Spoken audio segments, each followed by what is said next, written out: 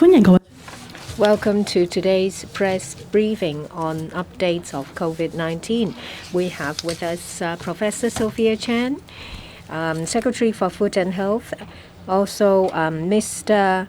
Dr. Lam Kin, Head of the Director of Health, and Dr. Chang Shuk Kwan from the CHP, Dr. Tony Ko from the Hospital Authority, as well as Dr. Lau Ka-hin, who is also from the Hospital Authority. We'll first hear from the Secretary for Food and Health.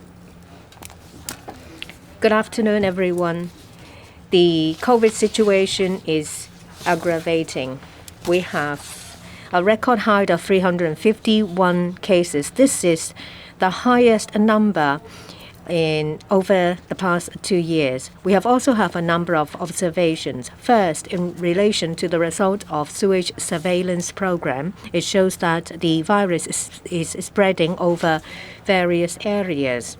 In terms of the environment, in a number of residential blocks, we have identified multiple cases within the same building or even on the same floors. That involves a vertical or lateral transmission. These are the environmental factors. The situation is indeed worrying. The Chinese New Year festive days have just ended. As predicted by the CHP, gatherings of people, especially cross-family gatherings, might increase the number of cases. We expect the number of cases to increase exponentially in the coming few days. We would like to make good use of time to win this race against the virus, to curb the spread. We ask people to stay at home to fight the virus. The most important thing is to reduce the number of people gathering, mingling together so that we can effectively stop the spread. We need your help to do this. I'll now go over the number of initiatives we have to enhance our capability. First, we will enhance our testing capability. We have adopted various testing strategies, say, for example, lockdown, compulsory testing, as well as voluntary testing. Testing will enable us to identify as soon as possible infected cases in order to cut the transmission chain. There are 19 permanent community testing centers all over the territory. If necessary, we set up mobile testing stations at various locations. Every day we have 40 to 60 and sometimes even up to 70 such stations to provide convenient testing facilities for the use of the general public. In the past month, with the support of a number of testing contractors, we have achieved over 3.5 million tests all over the territory. Currently, these contractors could provide no less than 100,000 tests per day. Yesterday, we had a meeting with the contractors. They're asked to greatly enhance their testing capacity. The government, of course, will provide sufficient manpower and resources to enable that to happen. We have obtained the full support of the contractors as well as the support from members of the public. Over a number of days, we have achieved over 150,000 tests. Yesterday was close to 180,000. Before the middle of this month, the government will aim to increase the number of tests to no less than 200,000 per day.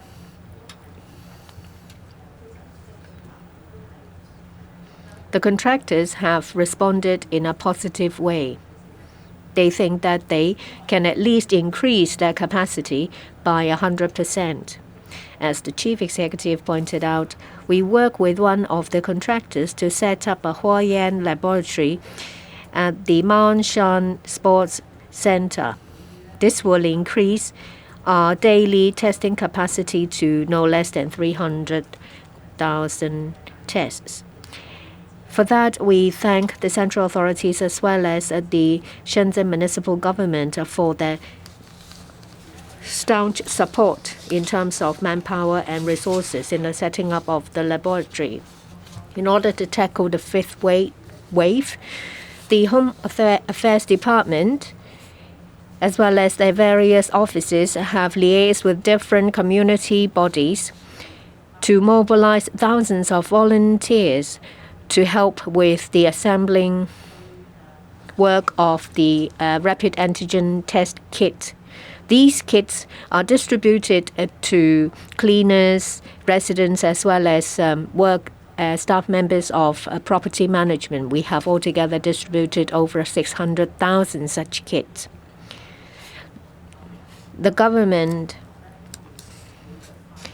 will expedite the procurement of more testing kits. Suppliers said that they would make available as many testing kits as possible for the use of everyone in Hong Kong.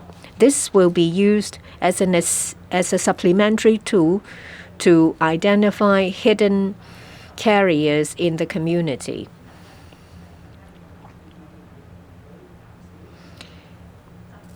Please note that we will not reduce our testing capacity for nucleic tests. When it comes to our strategy of isolation and quarantine, we will make adjustments as well.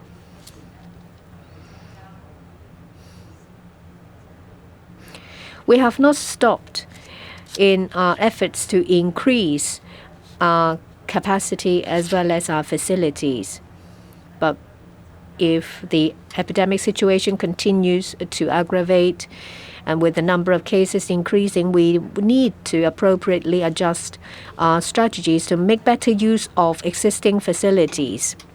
We don't want our healthcare system to collapse under the sheer pressure of the number of cases. We don't want to reduce the services we provide. Well, for public hospitals, including the North Lantau Hospital, Hong Kong Infection Control Center, there are about 2,000 Tier 1 beds, but the utilization rate is close to saturation. The HA has already started the use of 600 Tier 2 beds to receive COVID patients. And they will continue to make use of the 500 isolation beds in the 4 halls in AWE to receive patients that are asymptomatic or with mild symptoms. We reckon that with the rates of increase of number of cases, in the short term, we don't have enough beds for all patients that need isolation. In view of this, we will try to make better use of existing facilities.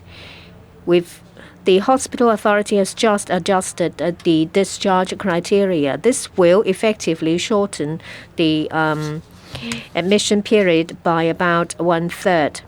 These people, upon their discharge from the hospital, will have to stay at home for quarantine over 14 days. This will reduce the risk of transmission and increase the turnover of beds for people who are in need of hospital beds for facilities for treatment.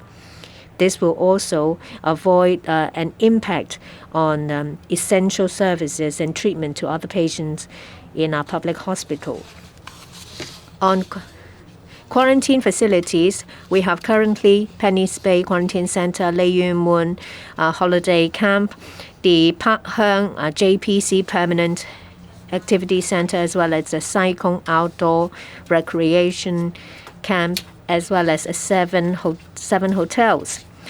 By next week, there will be about 6,200 rooms for use. But if we have over 100 cases per day, we need to think about how to avoid shortage of quarantine facilities.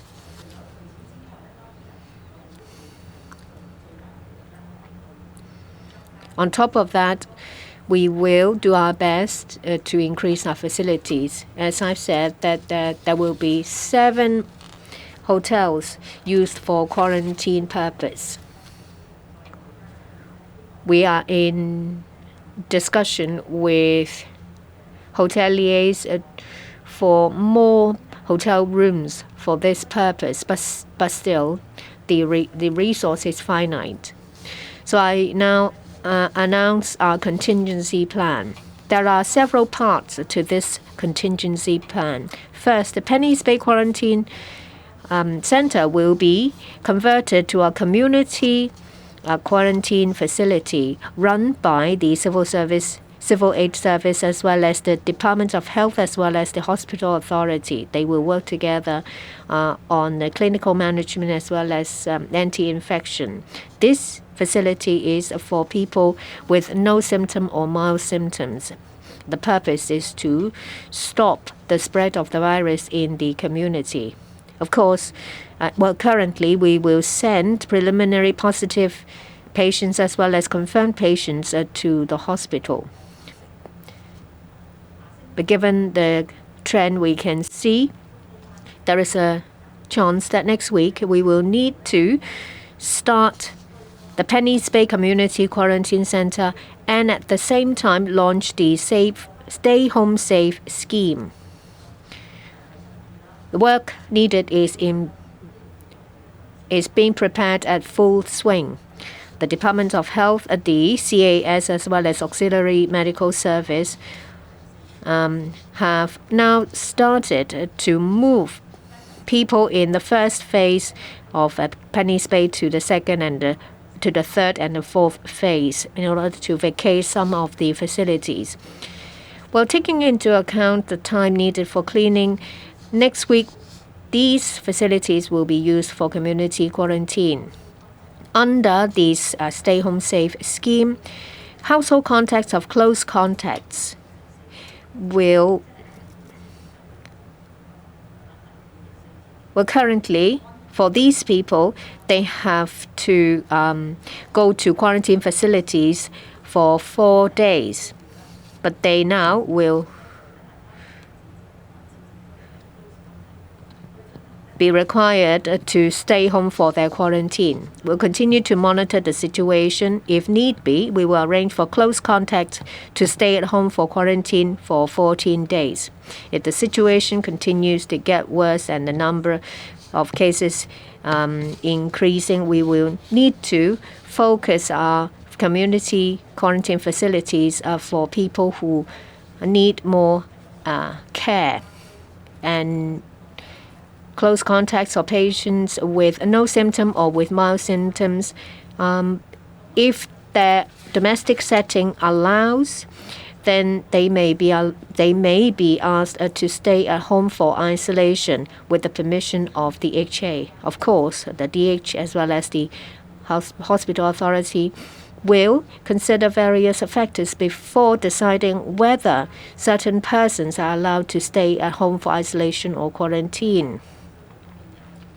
Those who are staying at home for isolation or quarantine, they have to first wear a smart wristband and they be put under surveillance. They have to regularly conduct rapid antigen tests and monitor their health. During the period of isolation or quarantine, they have to abide by the guidelines formulated by the DH in order to minimize the risk of transmission. On top of that, they have to, on specific dates, get tested. And they can only be allowed to end the quarantine or isolation when the result is negative. Those who are under home quarantine or isolation will have to make arrangements themselves to get their daily supplies.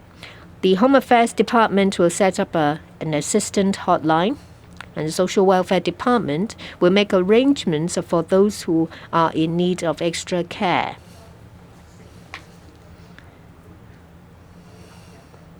The government will reserve a suitable number of quarantine facilities for those who can't find a suitable domestic setting for home quarantine or isolation.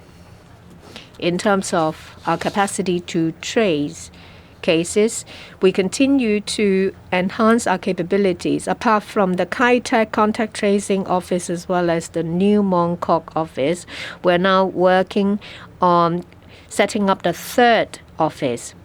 This will enable us to make use of the over 10,000 staff members from discipline services that we've trained earlier. Using their rich experience in investigation, we can enhance our investigation and tracing capabilities.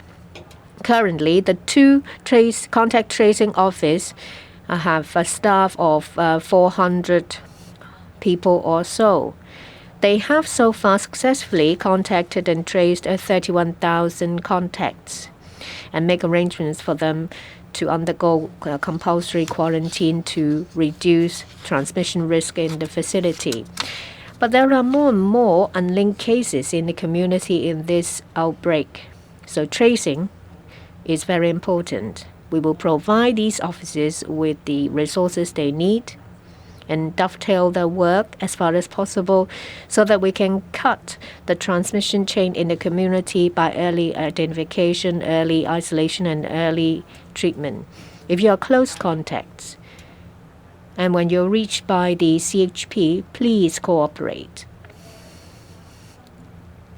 In terms of enhancing our sewage surveillance,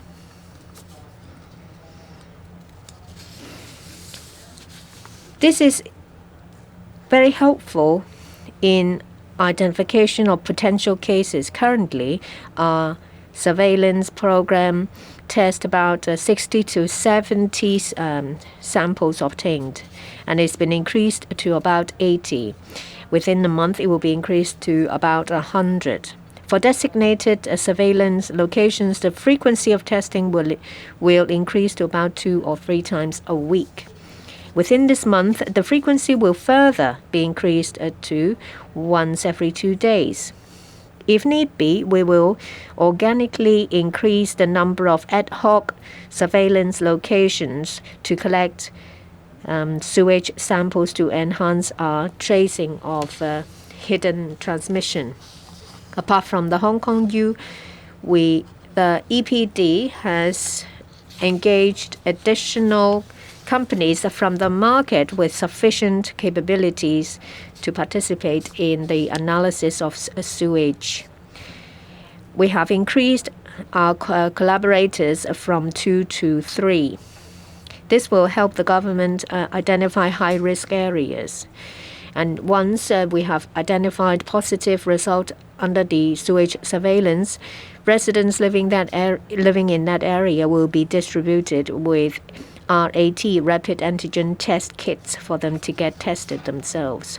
I appeal to all of you to observe good personal hygiene, wear your mask properly, and get vaccinated, because this will effectively reduce the risk of serious condition or fatality. I ask those who have not been vaccinated, especially elderly people, get vaccinated as soon as possible. If you think you're exposed to high risk, or if you have mild symptoms, what you need to do is to get tested as soon as possible.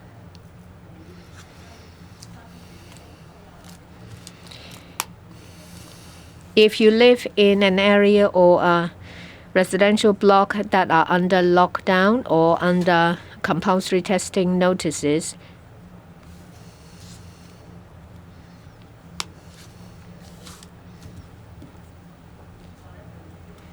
please cooperate, because that is very important in the stop of the spread of the virus. When you need to stay home to fight the epidemic. Given the current pattern of spreading of the virus, if you continue to go out and go about in the community, there will always be the risk of transmission. So we need your help to reduce the flow of people, because this is an effective way to slow down the transmission or to reduce the transmission of the virus. Stay at home, please. If we can all work together, I'm sure we can reduce the risk. Thank you. Zhang Yisang. Dr. Chuang, good afternoon. Last night, we confirmed positive cases 351 altogether. Number is 14722 to 15072, and of which 8 are imported cases, 343 were local cases. Of the local cases, the majority were of the Omicron variant, and some are still having tests underway. 24 actually carry the L4 to R variant, a suspected Delta variant, and some of them were linked to other cases. And there were also cases which are still being investigated. Of the 343 local cases, more than half, more than 180, were known to be linked to other cases. 161 cases are still under investigation.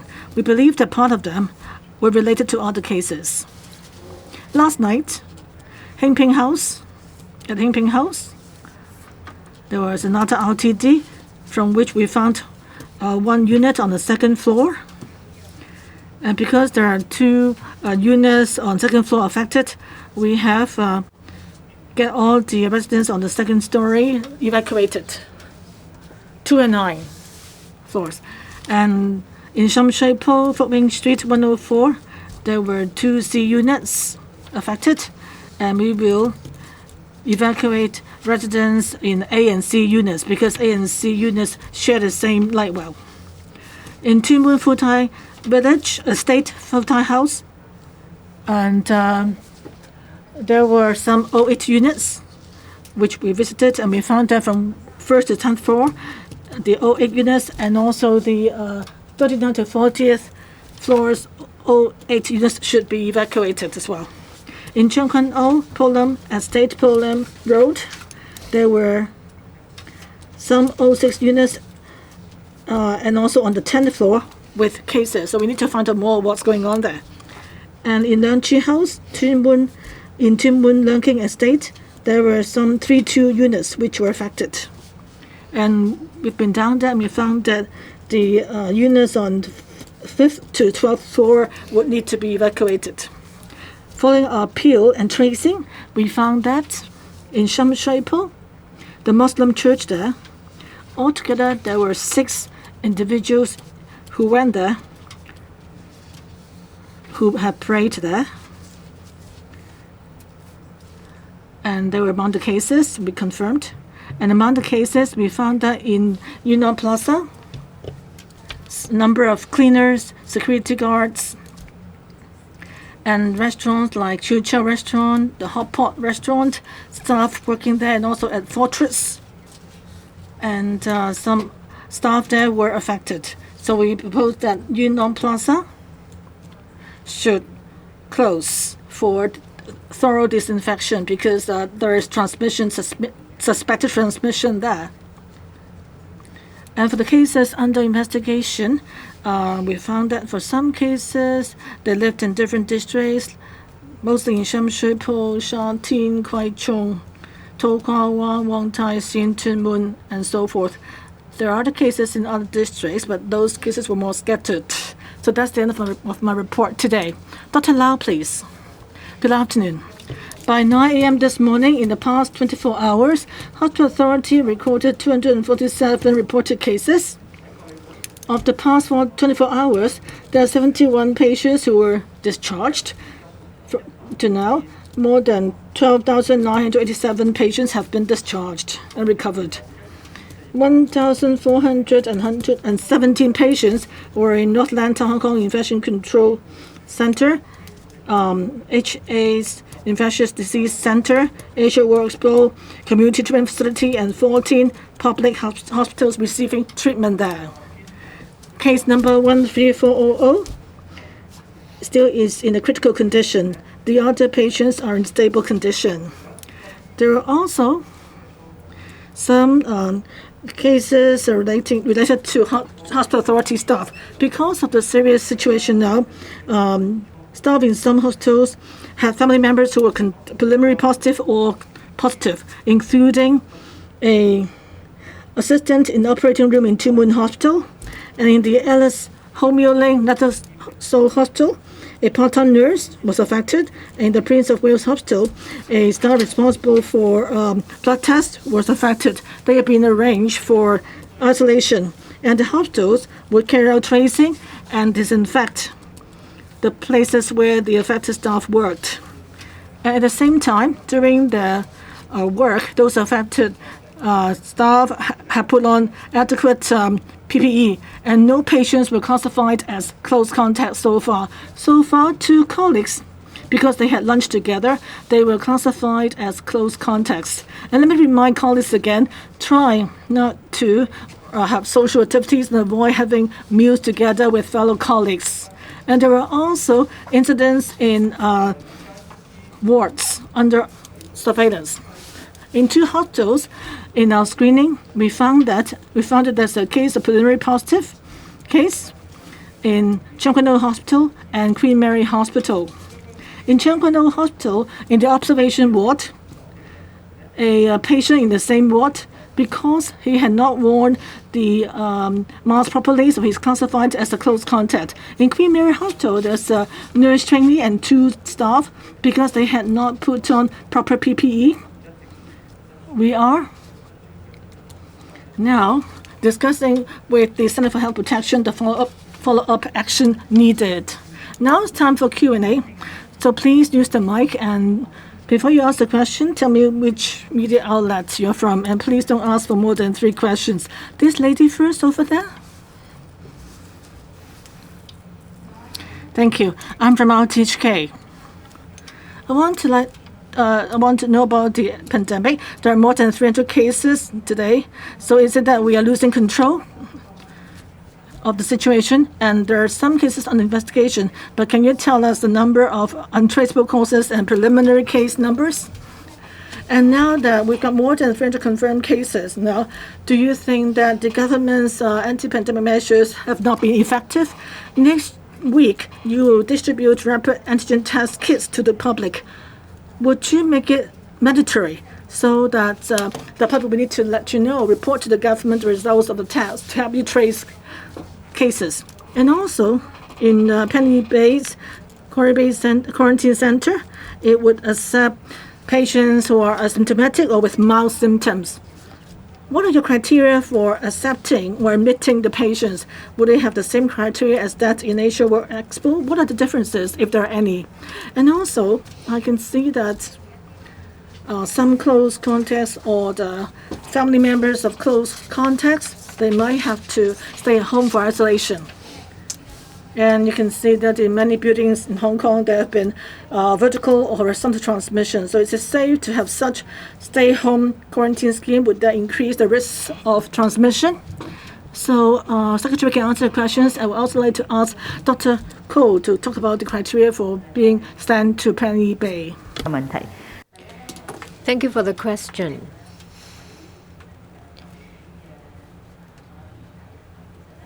At the end of last year,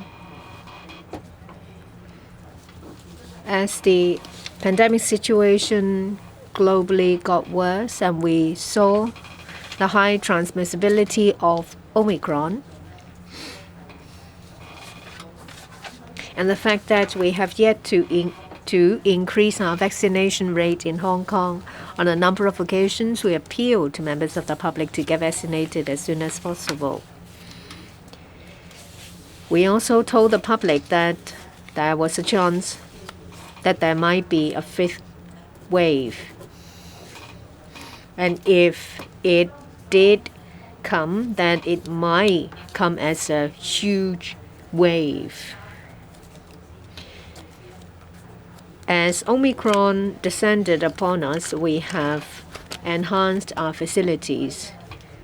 And these facilities were quite vigorous. say for example for the Moon Palace cluster and other dance clusters, we have effectively cut the transmission chain. Recently, there was a cluster brought by someone from a quarantine hotel, and also outbreaks and clusters in Kwai Chung Estate.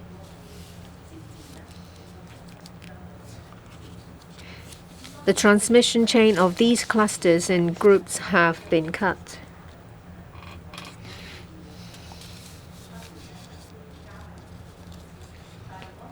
With the spread of Omicron, we need to keep enhancing our initiatives. But we do need to reduce the movement of people.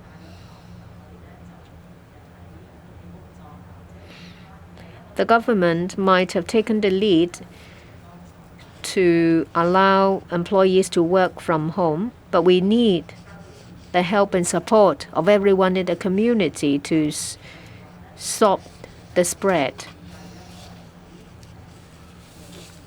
We have previously forewarned everyone that there is a chance that the number of cases might increase after the Chinese New Year. That's why we have had a contingency place. With the high transmissibility of Omicron, we need to act promptly. That's why I announced the Stay Home Safe scheme.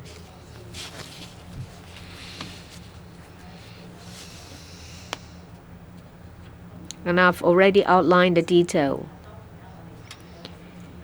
In the past 2 years, we've been enhancing our capabilities.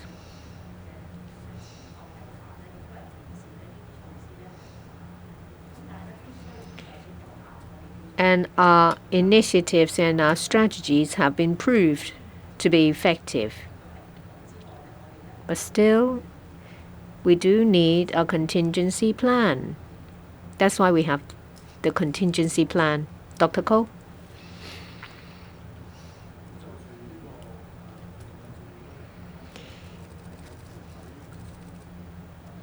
In the care of our patients, at the start of the 5th outbreak, the HA has been taking care of over 1,000 patients.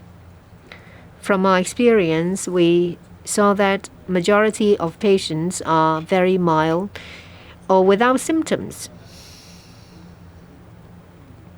From our observation, we see that compared to overseas experience, we're very similar. For the majority of cases, their conditions are rather mild or even without symptoms.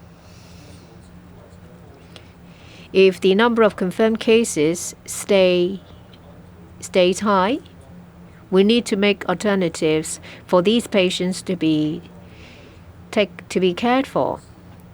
In a 5th wave, for Omicron patients, apart from a small number of patients who require medical treatment, most of them just need isolation so that they will not spread the virus. We have in place a contingency plan. If the number of cases is higher than what we see now, then we will arrange for confirmed cases who only need isolation or quarantine to be put in community isolation facility. We will set up a medical station to take care of people staying in the community isolation facility round the clock.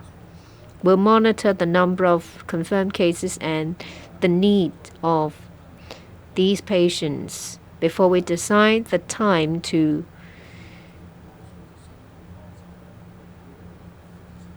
trigger our contingency plan. There is indeed an urgency. We need to make such plan because should the number of cases continue to increase, if we need to care for more patients, then we need to reserve our hospital facilities for those in need. Someone asked about the risk of home quarantine. And I will say something about it before I defer to Dr. Lam.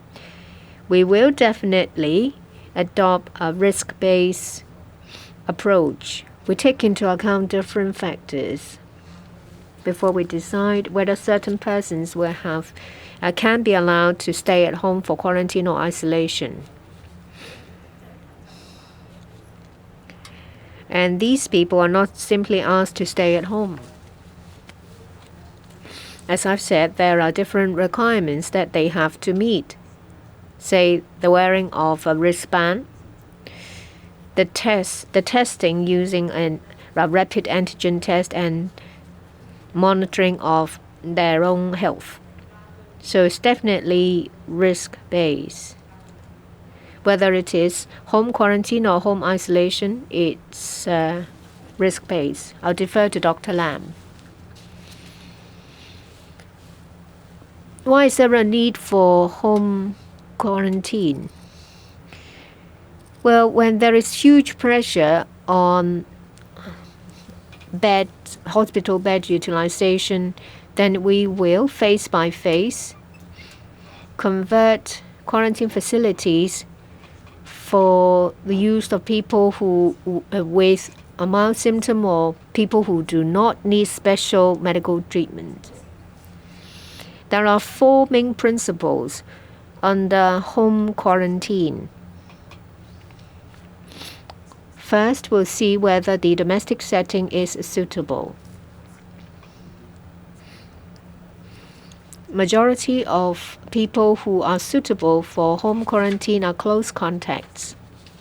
Currently, they have to go to a quarantine center for 4 days. We need to conduct an assessment on the home setting, say whether it is a subdivided unit, whether they need to share kitchens or toilets with other people. If it is not ideal, then it's not suitable for home quarantine. Also, we need to look at the home setting.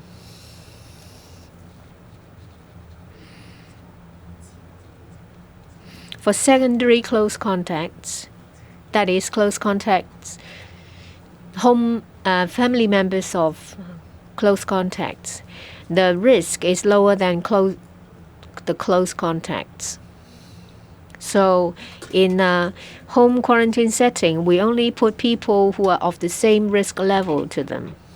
For close contacts, if there is available facility, they will be sent to a quarantine center. For secondary close contacts, if the setting is suitable, they will be allowed to be quarantined at home. Another factor is the health condition of the person involved. Say whether it's someone who is elderly, who need care, whether it's someone who's pregnant, whether if that person's been vaccinated, does that person suffer from other illnesses, or is that person a chronically ill patient? The most important principle is this one. For those who can't take care of themselves or elderly people, then we will send them to hospitals or quarantine centers for quarantine. For home quarantine, we need to deal with several issues. That is, while they're under quarantine, there's also under medical surveillance. So we need to pay attention to the medical situation. If there are symptoms, then we need to report back to the authorities. And we also consider giving rapid test kits to them so that they can get tested regularly at home. And also the measure involves lots of support. Say emotional, there may be a need for counseling support or provision of supplies. The government will provide hotline service to those who are having isolation at home. On the whole, home quarantine is not something new. If you can recall, in the early days of the pandemic, in the first and second waves, we implemented home quarantine. And by now, according to Chapter 599C, for people or travelers arriving in Hong Kong, they were also under home quarantine. So we actually, hopefully through the collaboration of various government departments in the face of the fifth wave, we hope we can do an even better job with home quarantine.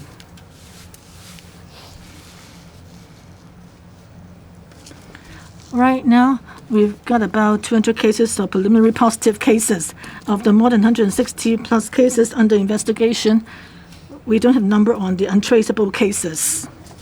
Third row, the lady in green jacket. I'm from Phoenix TV. I can see that there are news that today there are about 13 preliminary positive cases are in Tai Hing Estate, Hing Ping House. But why is the lockdown eased today? And also, it seems like there are more cases of vertical and horizontal transmission. Would you carry out some repair and maintenance works at some buildings? And also the Guangdong support team, when will they arrive in Hong Kong? How many batches of people will come to Hong Kong? And how are they going to help in our fight specifically? And also, when would you carry out mass testing? Secretary, could you answer the question on support from Guangdong? And Dr. Zhang can respond on the situation in Tai Hing Estate. Thank you for this question. Firstly, for testing, we have tried and kept ramping up our testing capacity. As I mentioned earlier, the testing points and also our volume of tests undertaken. Last night, I specifically met with contractors, several contractors who have been actually helping us provide the testing, whether in sealed-off areas or to carry out compulsory testing. And we were discussing how we can ramp up the capacity further. And one of the contractors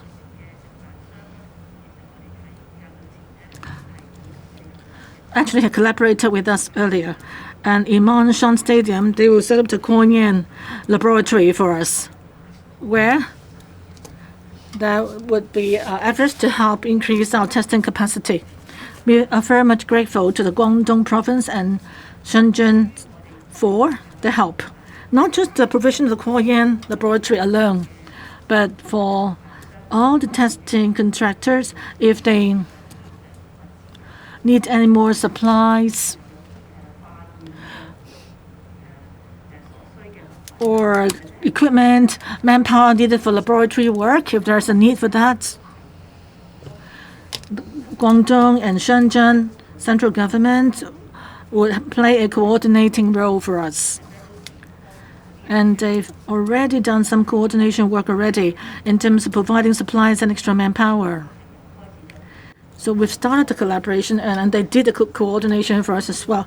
And the Guanyin laboratory will also play a coordinating role. The other testing service contractors, as we told them last night, if they had any need, we would liaise with Guangdong, our Guangdong counterpart, and provide as much support as possible for them. As for our testing volume, as we said before, in the past month, our territory-wide testing, the number of tests actually already exceeded 3.5 million. That is not a low figure. In individual districts, buildings, if you look at our actions on setting up districts, every night there were 3 to 5 areas under lockdown for compulsory testing. Of course, in some buildings, there may only be hundreds of residents, but in some cases, there could be 2,000 to 3,000 residents involved. So the entire volume is huge. Our strategy is to encourage people to go for testing on a voluntary basis, if they can go for testing if there's a need to. Besides the lockdown, exercise, and compulsory testing, like in Tuen Mun, Sham Shui Po districts, we have carried out compulsory testing. The sealing off of districts or restricted testing declaration, not just 1 or 2 nights, even that could actually last for 7 nights in the place. So our testing strategy is very focused. And yesterday, the chief executive also made this point. The confirmed cases discovered actually shows that our strategy has been effective. So under the current circumstance, our testing capacity and volume actually is such that we can be most effective and efficient and trying to find the largest number of cases in the shortest period of time. As you may know, we also have the rapid testing kits to be distributed to needy individuals and also to people who tested positive as a result of our sewage testing. We hope that through this multi-pronged approach, in terms of testing, we can provide extra support and we can get very useful tools to try to identify silent transmissions and the invisible carriers in the community. Last night, in our meeting with the contractors, some of them actually can already, by next week, provide increased testing capacity. We have distributed 600,000 kits. Next week, we'll continue to hand out more kits, and the contractor will also give us more stocks, and we'll also increase our procurement volumes, so we will continue to ensure a continuous supply. And yesterday, the chief executive also said that we will try to procure more testing kits so that everyone in Hong Kong can undergo rapid tests.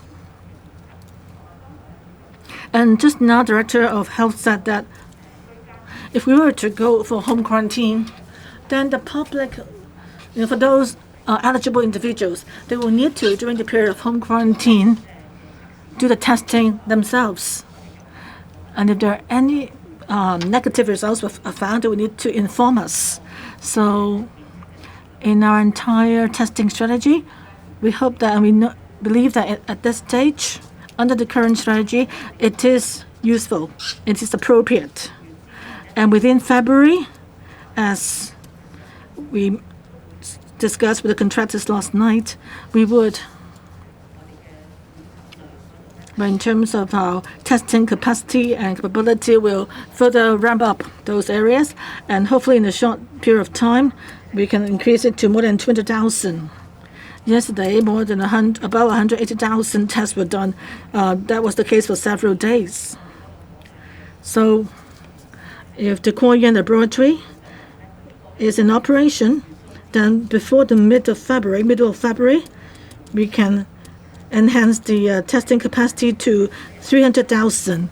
And if there are other contractors who can help, then we can raise the figure even more. Dr. Chuang, on the 9th of February 4th, in the lockdown exercise, we found 12 positive cases. They are preliminary positive, and last night they were confirmed, and therefore they are included in today's figures. So when I mentioned it yesterday, actually the preliminary positive cases were included of the 26 cases and in 14 units.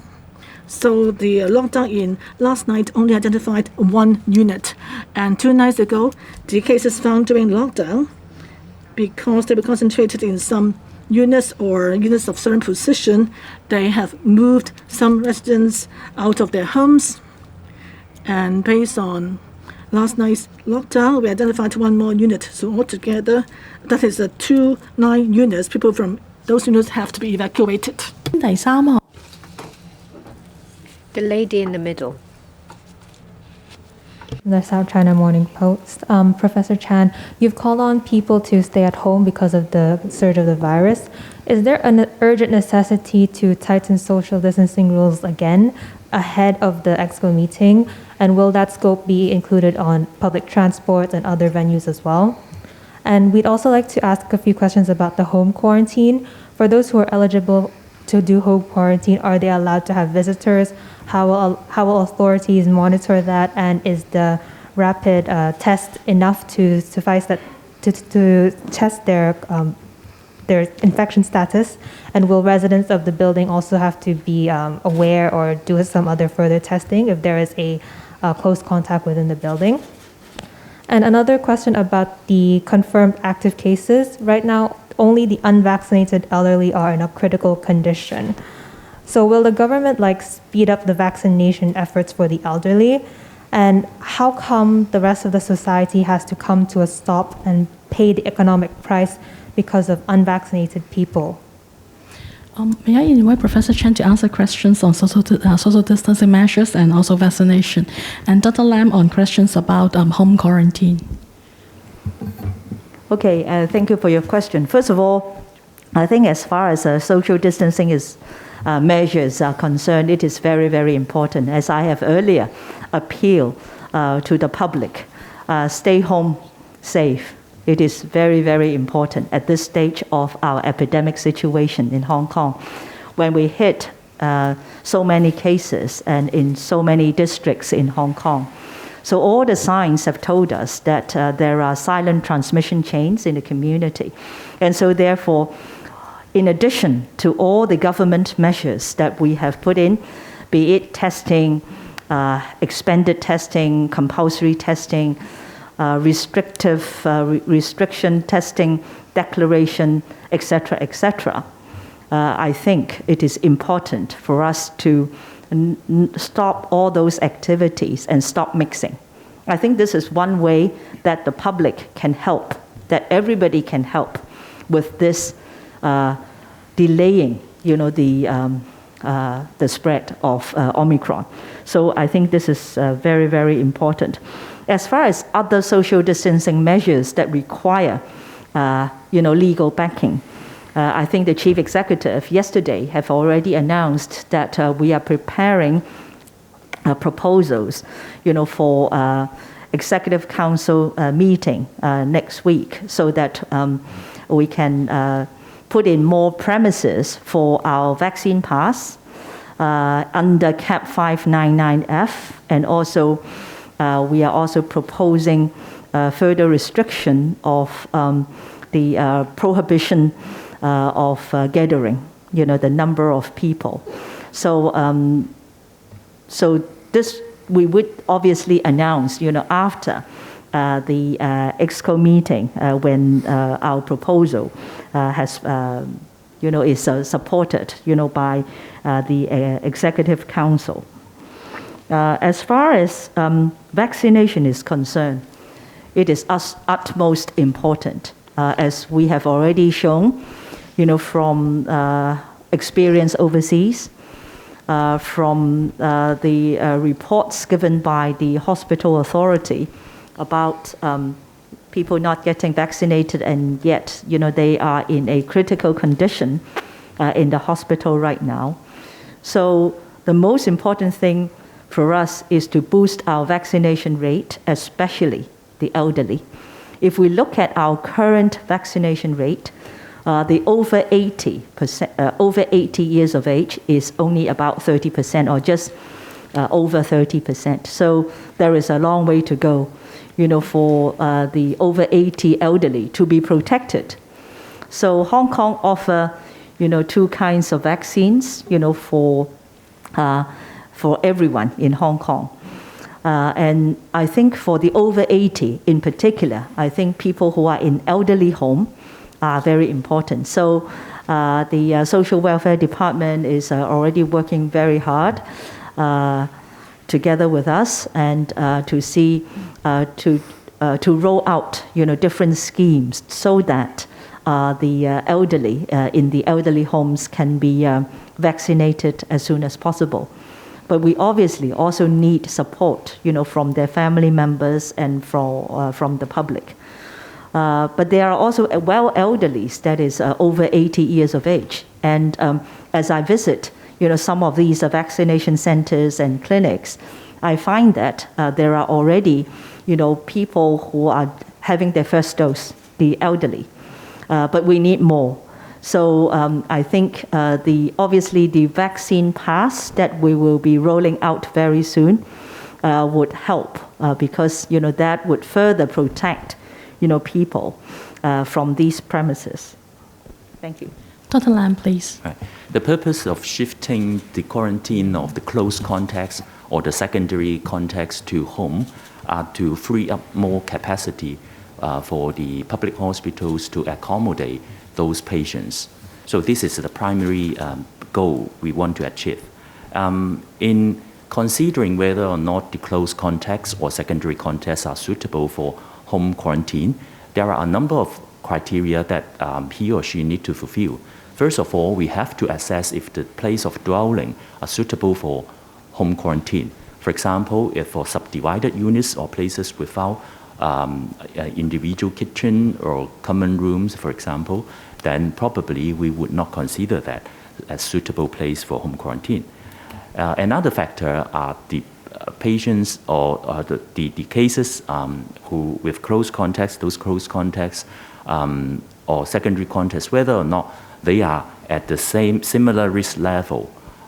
If for secondary contacts, they have to be quarantined under for 4 days, and obviously they are of lower risk as compared to close contacts, then we would cohort this secondary contacts at home instead of mixing them with the close contacts. And third, we have to consider also about individual related factors like whether or not the age is suitable for the confinee to take care of himself, whether or not she is pregnant, the vaccination status, symptoms, any comorbidities, and so forth.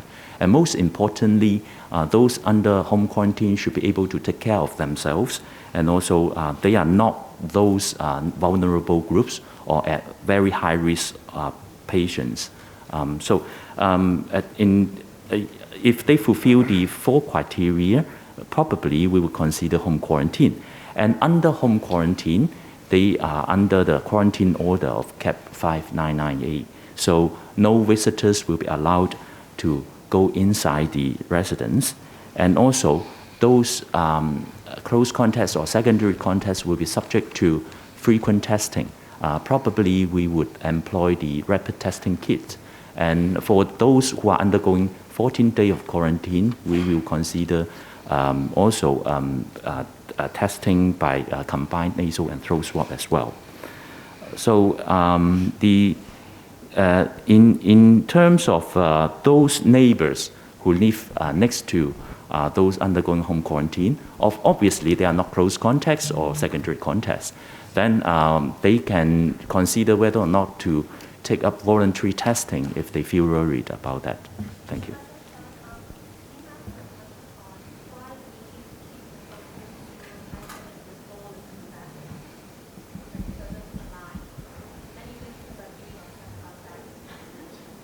Sorry, I can't hear you clearly. Can you use the mic? Thank you. Why? So the goal is to achieve vaccination among the elderly. Then how come businesses and all these other premises, the social distancing rules have to keep tightened and people have to stay home if the problem is that people are unvaccinated? Well, I think the problem is not people only. People are unvaccinated. I think this is one of the issues that people should be vaccinated to protect themselves. I think that is very clear from many scientific data and also experts' opinion that we have gathered, that in order to protect yourself from severe illness and also from the risk of death, vaccination is very important. But then social distancing measures or tightening social distancing measures is important to cut people's flow. Because we are in a state whereby there are silent transmission chain in the community.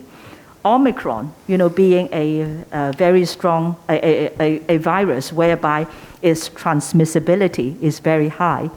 So transmission is very fast. And therefore, we must, cut down people's flow. We must stop the activities. We must work from home in order for everybody to sort of calm down a little bit. And we require, other than social distancing measures that the government is putting in, using a legal means, is for everyone for at least, in a coming week, to stop all these activities, all these mixing, so that we can be able for our measures to take effect. Our contact tracing, our testing, and also other measures are already taking effect. But we are, running as fast as we can in order to compete with the speed of the virus. And so therefore, everybody's help is necessary and is being called for. Next one, third row. Lady in gray. From LTHK, there is a record number of positive cases today and outbreak in a number of districts. So do you think the fifth wave has reached the peak? And about the new quarantine arrangement, now asymptomatic cases will go through home quarantine. So will it cause further infection risk in their building blocks? And is there enough manpower to monitor their whereabouts? And as for the rapid test kits, some experts are worried about its effectiveness and sensitivity. And the test is on a voluntary basis. Do you think it is good enough? Thank you. Yes, may I invite Professor Chen to answer questions on the fifth wave peak and also the rapid test kit, and Dr. Lam on home quarantine. Okay. Thank you very much. Well, I think we have been seeing the number of cases, both the confirmed cases as well as the unlinked cases, going up, in the past few days. And in fact, at the start of the fifth wave, we have been able to effectively curb, some of these transmission chains. For example, the very first Mong Yue Lau cluster and dancing cluster, that we are able to do that. Even the Kwai Chung estate, we are able to sort of calm down because of this super spreader. So we are the measures that we are rolling out are actually effective. But as we are competing with the virus, and this Omicron has a very, very high transmissibility, and with the different silent transmission chains in all parts of Hong Kong, so we must, and I stress again, we must sort of stay home, everyone, so that unless you really have sort of very, very essential things that you have to do. Otherwise, I think this you can help the government in calming down, or at least slower the transmission in the community. Well, as far as the quick test is concerned, first of all, I must emphasize the quick test is not to replace the PCR test. The PCR test is, and it is also not to replace compulsory testing. All compulsory testing, all our restriction testing declaration, compulsory testing notices we issue must be done through PCR test. As there are more and more sort of transmission, in the community, as found out by our sewage study. So we want to have a supplementary tool at the same time, so that while we are rolling out or increasing the capacity of our testing, to a very high, to a record high number already, we are further increasing these testing capacities in the coming while. And I had a meeting with all the testing contractors last night, and all of them have agreed, to try their best to increase their testing capacity to at least, another 100% of their current capacity. So we are rolling out PCR tests just like before and even more. So the rapid test is really, and is another tool, it's a supplementary tool so that we can again, find out earlier if there are already signs. We understand it has limitations and its sensitivity is different, from the PCR test. So we are very clear, about this. But at this stage of the epidemic, we think we have to have multi-pronged strategies of testing, and not only PCR tests, but in other places, these rapid tests is proven, to be useful in terms of different scenarios. So therefore, we think at this point in time, we are also going to use this rapid test as far as possible. But I want to emphasize again, this is a supplementary tool, and we will continue to increase the capacity of our PCR test. Dr. Lam, please. Yes, for the home quarantine for close contacts and secondary contacts, it will only commence when the public hospital isolation beds are overwhelmed, which we anticipate will happen shortly. So in the coming phase, what we will do is we will provide home quarantine for those who are classified as close contacts and secondary contacts, and not yet patients. So as I mentioned, we will only put those who have similar risk level at the same location at the material time. In that connection, which an example is for those secondary contacts, for example, the household members of the close contacts, they could conduct the 4-day quarantine at home together, whereas their close contact would be still undergoing a quarantine center 14-day quarantine. On the other hand, if this is not feasible due to the capacity issue of the quarantine facility, the close contact may conduct the 14-day quarantine together at the dwelling place. But then that means the whole family have to undergo the 14-day quarantine. This lady in the third row from Now TV. For home quarantine, just now you said that you would not rule out, should the pandemic get even more serious, people who are asymptomatic may be quarantined at home. When do you think, what is the benchmark or in terms of number of cases when you would activate the home quarantine scheme? And now there have been a number of vertical transmissions at buildings. Are you worried that during home quarantine, the transmission risk will increase?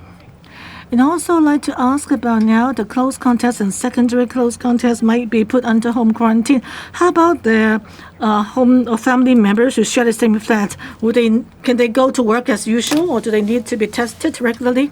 And also for the Thai estate, how many preliminary positive cases are there now?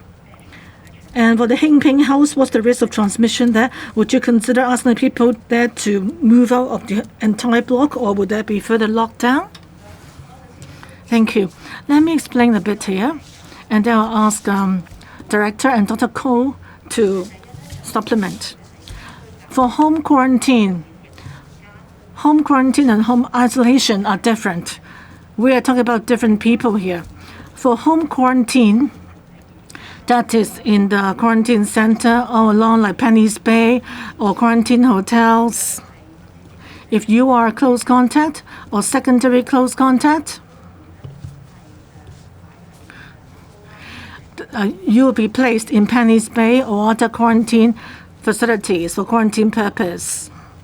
But right now, when we talk about home quarantine, well, on the basis of the risk, they could be actually quarantined at home. As the director mentioned earlier, there are some criteria involved and assessment needed. So it's like kind of actually triage to see who can be quarantined at home. And there's also the requirement that for people undergoing home quarantine, they need to follow the Department of Health guidelines.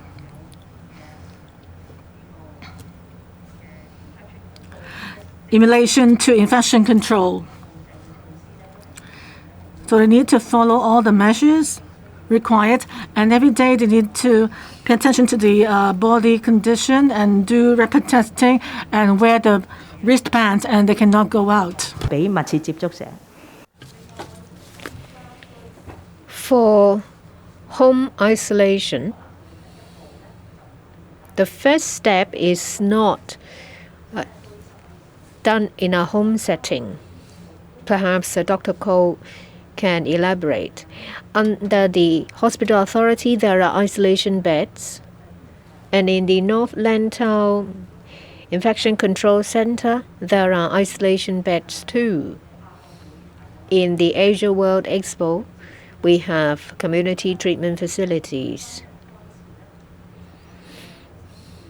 Starting from today, the Civil Aid Service as well as the Department of Health have vacated units in Penny's Bay Quarantine Center to Phase 4 to vacate the rooms to be converted to isolation facilities. They are for people who are confirmed with COVID, but they are either asymptomatic or with mild symptoms. They don't need treatment. If all facilities at the Penny's Bay Center is used up, then those who are of a very low risk or who are asymptomatic, they may be allowed to be isolated at home. As to details about risk assessment and the clinical condition, perhaps I will defer to the director and Dr. Ko. We'll hear from the director first. Well, for home quarantine, they are for close contacts and household members of close contacts. For isolation, they are for patients. That is, when isolation facilities are all full, then they may be allowed to be isolated at home. But there are some common grounds. Say first, in relation to home quarantine, we'll see if the home setting is suitable. If the location is a subdivided unit, if it's somewhere without separate toilets and all the household will have to share the facilities, it's not very suitable. Secondly, we put those who are of the same risk level together. If someone is a secondary close contact, then the risk is lower than a close contact. If the home is suitable, close contacts will stay at home for quarantine center. But for the close contact, if there is sufficient facility, the close contact will go to a quarantine center. Third factor is the individual's condition. Say, for example, whether it's someone who is elderly, someone who is pregnant, someone who has got other illnesses. For the environmental factors, I've already covered that.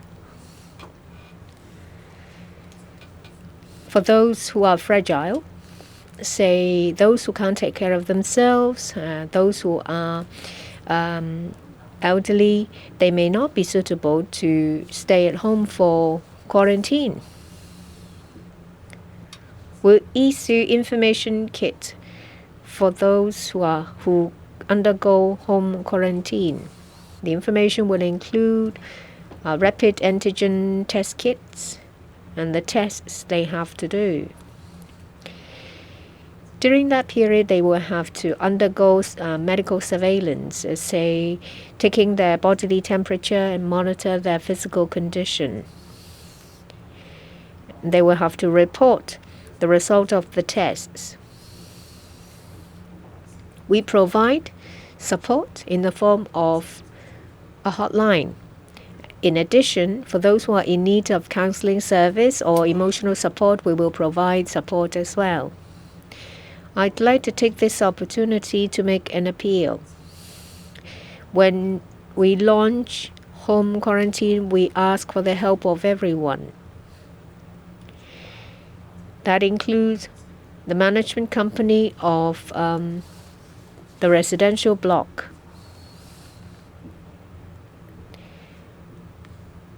When it comes to, say, delivery of meals, we need their help and cooperation. We also issue guidelines on infection control. You mentioned about the vertical transmission. We have identified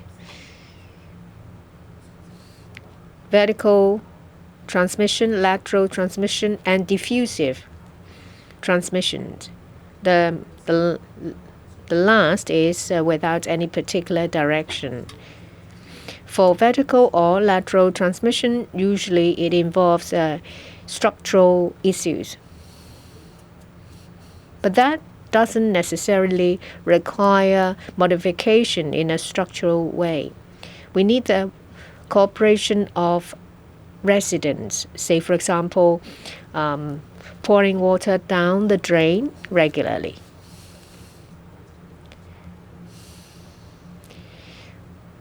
Well, when there is a vertical or lateral transmission or the spoiler effect, the first thing we do is to evacuate residents of the units involved.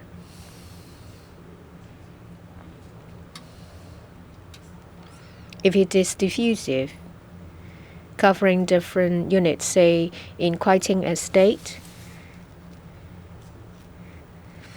we saw signs of a super transmission. It might be due to mass environmental contamination. The most effective strategy is a disinfection. Residents will have to observe good hand hygiene, wear masks properly, and get vaccinated. Then it will be effectively tackled. That's what we did in Quiting Estate. For on-site testing being effectively done, we could see that we have successfully stabilized a situation.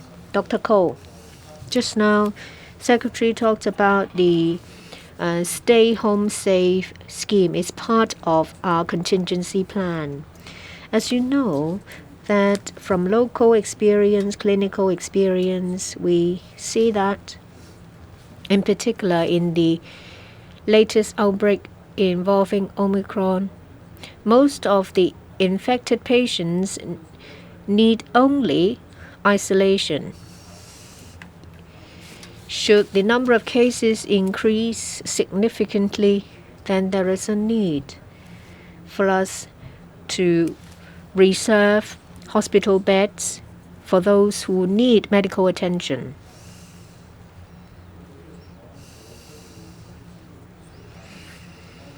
When that happens, those who only need isolation will be arranged to be isolated in the community isolation center. When we have used that up, then we might make arrangements for them to be isolated at home. And as to how we do the triage, first, we take into account the age of the patient. Younger adults usually has a lower risk. Second factor is whether there is any symptom, whether there is any presence of chronic illness. Experience tells us that for people who don't suffer from chronic illnesses or serious ones, the risk is relatively lower. The third factor is vaccination. Local and overseas experience tells us that vaccination reduces the need of a treatment upon infection. For home isolation, as Dr. Lam said, we take into account the domestic setting where the individual's conditions. If it's someone who is young, who is vaccinated, then it's more suitable. But if there are elderly people in the same household or that are not vaccinated, then it may not be suitable for home isolation. We take into account a basket of factors before we make a decision. So maybe Dr. Chuang can answer the question on Heng Ping House. For Heng Ping House, by this morning, as a result of compulsory testing last night, we identified 1 unit. So altogether, there are 14 units involved, 15 units, including today's, and 27 residents affected. So they include confirmed and preliminary positive cases. And when we talk about the number of preliminary positive cases, we removed 12, 19, 20, 42 units on the 13 to 24th floor and 9th and 10th floor.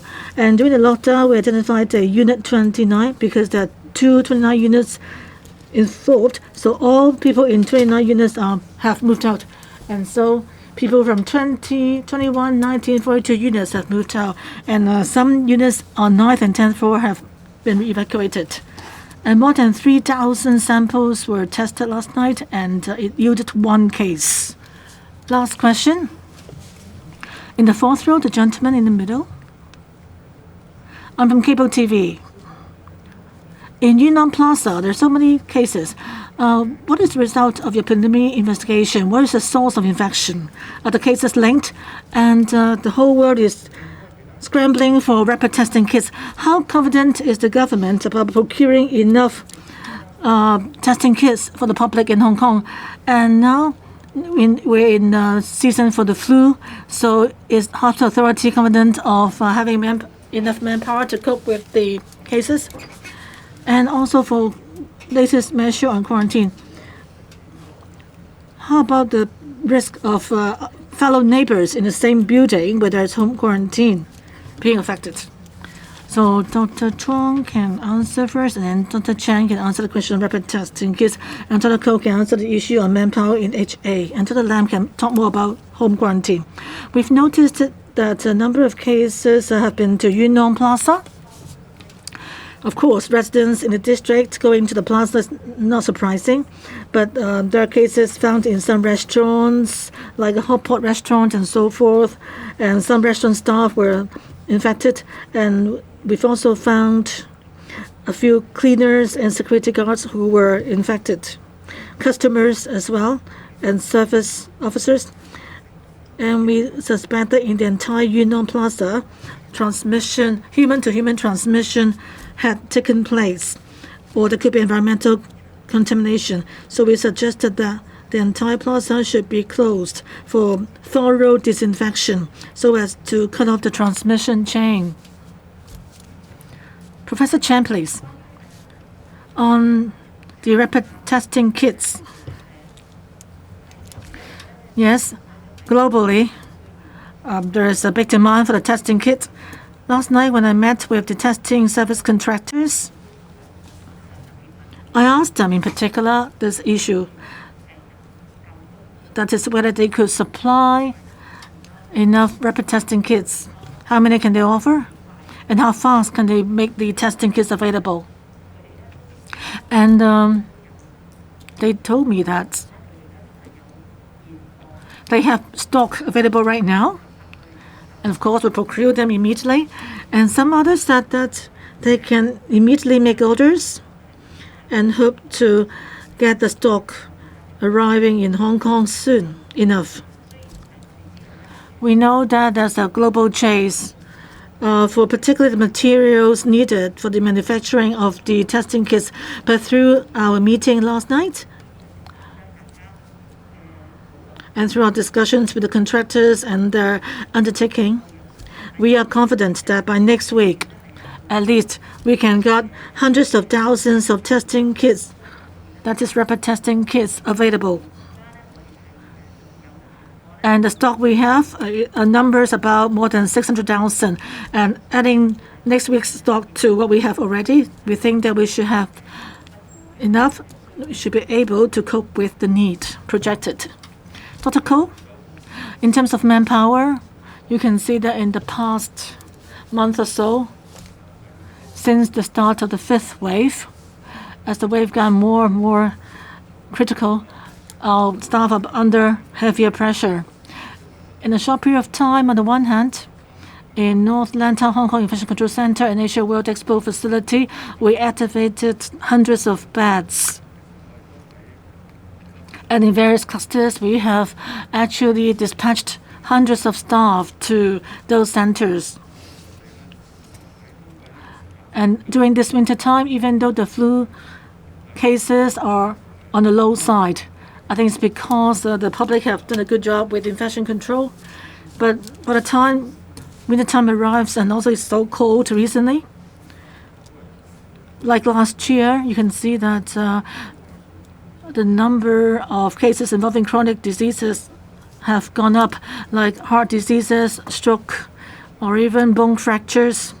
They tend to happen in winter more. And based on my past experience, after the Lunar New Year, people seeking medical or in need of medical consultation would increase in number.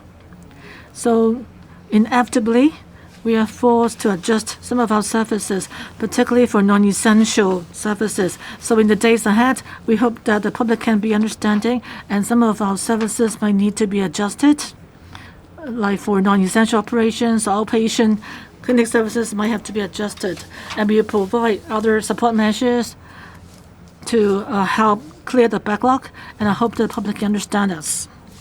Dr. Lam, the last question, please. In terms of home isolation, one important factor is risk assessment. That is where the place is appropriate for home quarantine.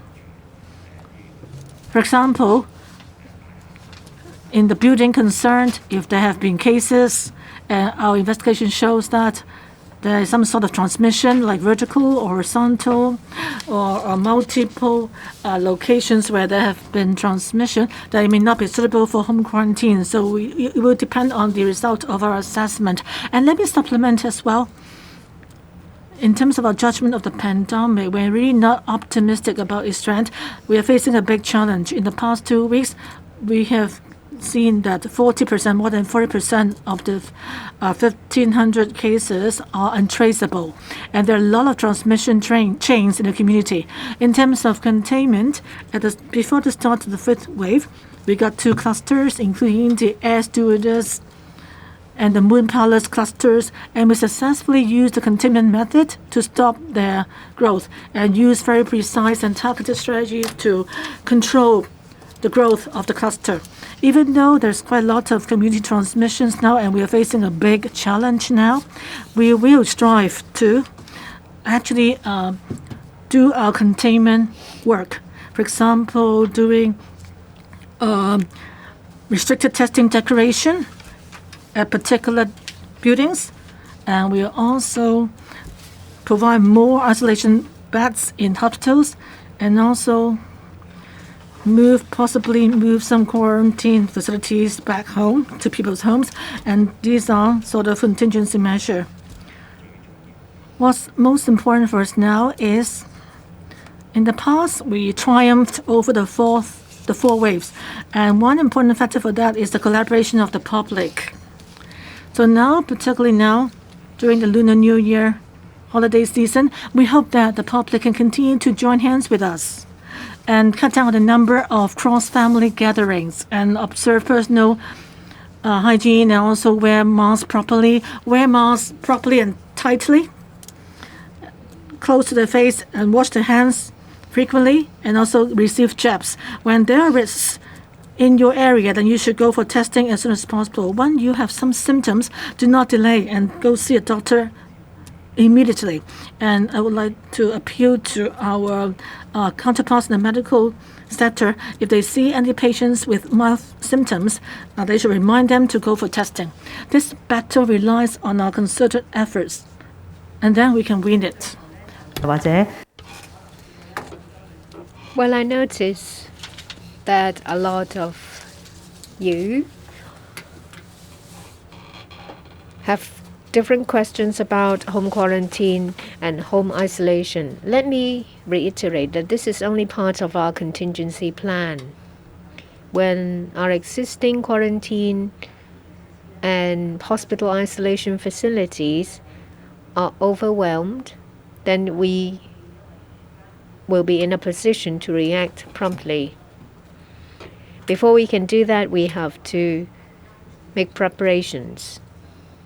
And these two are not our only contingency plans. We have increased our testing capacities for early identification and treatment.